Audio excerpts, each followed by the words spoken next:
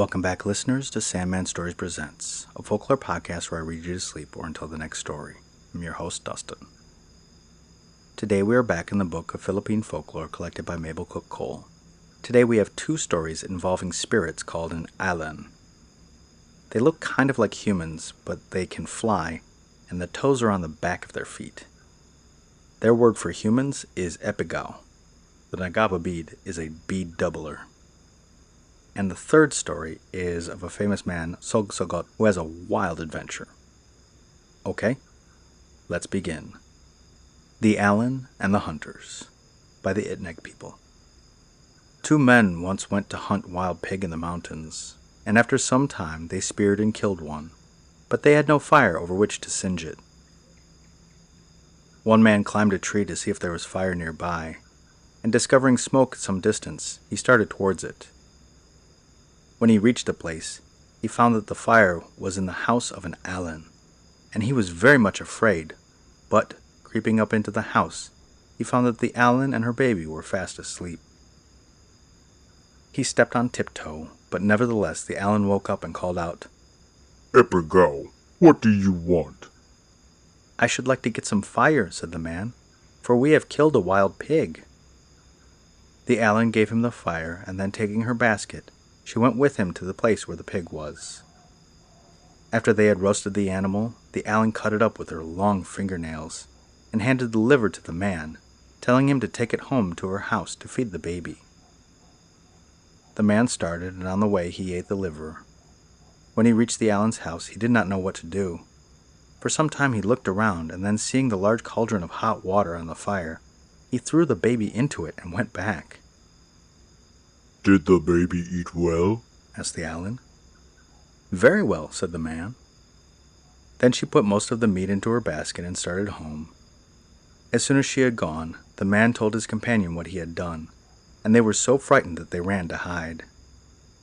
When the Alan reached home and found the baby dead in the hot water, she was very angry and started back immediately to find the men, who, in the meantime, had climbed a high tree that stood near the water. The Alan looked down into the water, and seeing the reflection of the man, she reached her long hand with fingers pointing backward, but when she could not touch them, she looked up and saw them in the tall tree. "How did you get up there?" she cried angrily. "We climbed feet first," called down the men. The Alan, determined to get them, caught hold of a vine and started up the tree feet first, but before she quite reached them, they cut the vine, and she fell to the ground and was killed. Then the men came down and went to the Alan's house, where they found a jar full of beads and another of gold, and these they brought with them when they returned home. The end.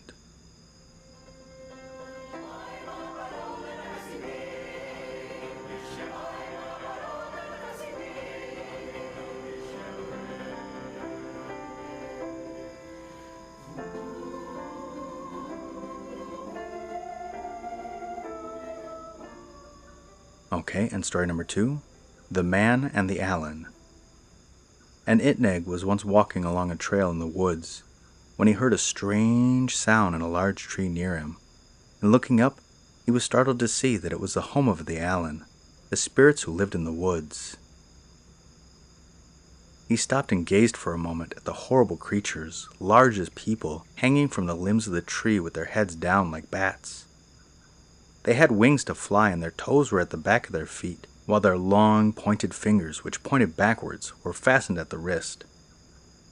"Surely," thought the man, "these terrible beings will eat me if they can catch me. I will run away as fast as I can while they are asleep." He tried to run, but he was too frightened, and after a few steps he fell face down on the ground. At this, the Alan began to wail loudly, for they saw him fall and believed him dead, and they came down out of the tree with golden beads which they laid on him. After a while the man gathered courage, and jumping up he cried as loudly as he could, "Go away!" The Alan did not move, but they looked at him and said, "Give us the one bead Nagaba, and you may have the rest." When the man refused to do this, they were angry and turned away, crying, then we are going to burn your house, for you are a bad man." Thereupon the man went home as fast as he could, but very soon after that his house burned, for the Allen kept their word. The end.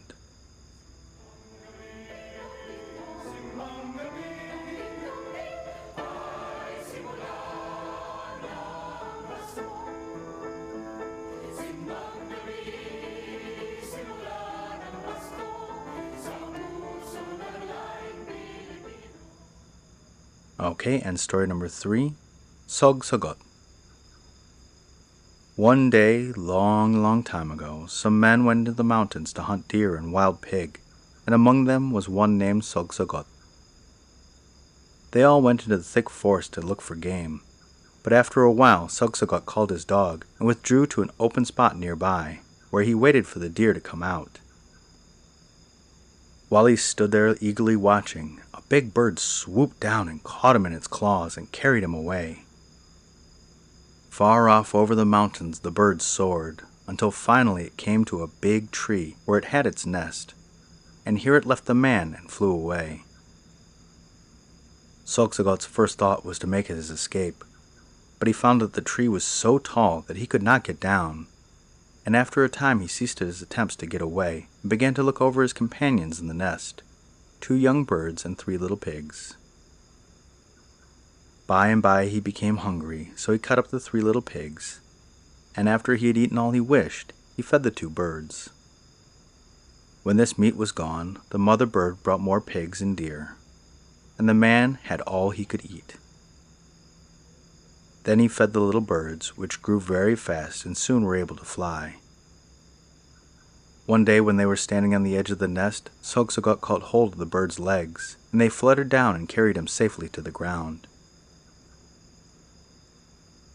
He hastened home as fast as he could go, and told the people of his wonderful trip.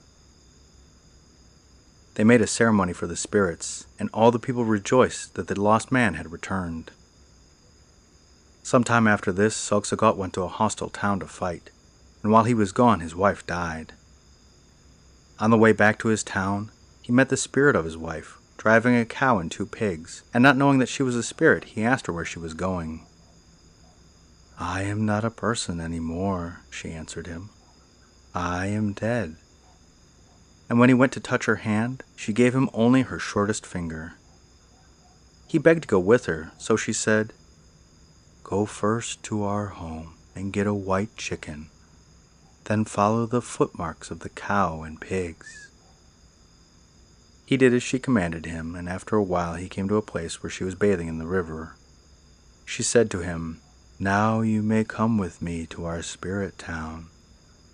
I shall hide you in the rice bin, and shall bring you food every day. But at night, the people in the town will want to eat you. And when they come to the bin, you must take some of the feathers of the white chicken and throw them at them."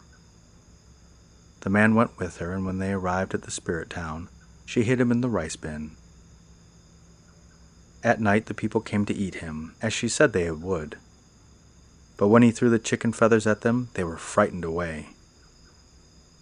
For 2 weeks Sogsogot lived in this place, but when the feathers were nearly gone, he was afraid to stay any longer, for every night the spirits came to eat him.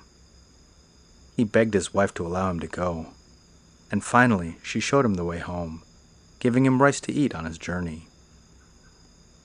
As soon as the man arrived home and inquired about his wife, the people told him that she had died, and they had buried her under the house.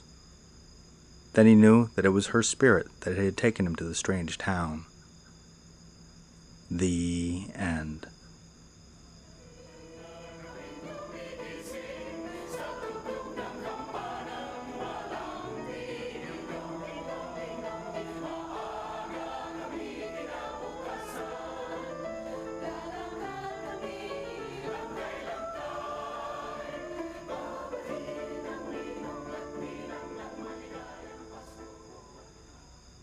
Wow, that first story made me feel a little bit bad for the Allen because the guys just boiled their baby.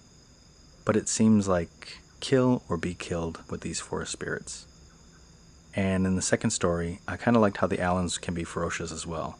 I did like that it kept its word. And honestly, they sound a lot like the flying fox fruit bat. It's a large bat that lives in the Indonesia area. And so I'm sure there's some large fruit bats in the Philippines as well that would be something that's almost human size. It's a great source for the monster. And the final story is apparently famous around the Philippines as a story of wild adventure. I liked how he had so many adventures and was able to meet his wife even after she passed. Very fun story. And the podcast Shoutout is to Kenan Radio. This is an amazing show hosted by John Biewen. He has covered previously what it means to be a man, what it means to be white, democracy, and in this current season he covers capitalism. He is such a thoughtful explorer of these ideas, and he has the ability to change minds with his questions. And so if you love his show as much as I do, go and give him a like, a rating, and a review. And the listener shout-out is to Damascus. The city is the oldest current capital in the world, and its nickname in Arabic is Madinat al-Yazmin, or the city of Jasmine. It was settled sometime around 3000 BCE, and it's old enough to be mentioned by King Thutmose III in hieroglyphics. Being as old as it has been conquered by Romans, Greeks, the Umayyad and Abbasid caliphates, Seljuks, Mamluks, and the Ottoman Empire. It is a beautiful city with lots of wonderful history. It's not safe for me to go there now, especially with Assad as president, and it's telling that his grandfather changed the family name from Wash, meaning savage, to Assad, meaning lion. My hope is that once he is gone, I'll be able to see the beautiful historical sites. And so, to my listener in Assam, I say Alef Shukran wa Tisbara Khair. Thank you, and good night.